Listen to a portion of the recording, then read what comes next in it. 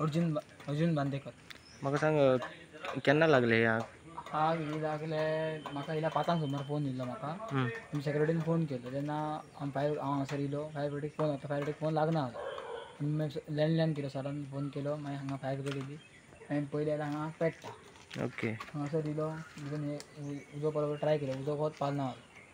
हांगासर येयलो आनी पावलेलो. मागीर गेलो वयर, मागीर तेन्ना सर पावलो. ते हे केलें आनी आग बी सगळी हे केली. मागीर फायर ब्रिगेड येयली.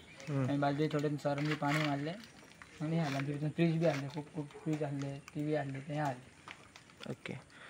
कशें काय लागले तुका काय? कशें कितें काय कळोंक ना. सर सगळें कितें जालें तें. ओके. संजीत पार्सेकर हांव आसता. सो टोटल एक अरावंड 25 लॅक्स आमकां लुकसाण जाल्लो आसा. भितर आमचे एम्युनिशन आहलेले आनी प्लस गन आहले ते सगळे मेल्ट जाल्लेले आसा. लॅपटॉप आहलो, सर्वर आहले, सगळो आमचो कंप्लिटली डिस्ट्रॉय जाल्लो आसा. ओके. कितें कशें कितें खातीर लागले बी कितें? ना अजून म्हजो कांय खबर ना कशें कितें ते. ओके. कोणाक अशें काय इंजुरी बीन? इंजरीज कोणाक काय जाल्लें ना, फक्त सगळें डॅमेज जाल्लेलें आसा, सगळें मेल्ट जाल्लेलें आसा. ओके.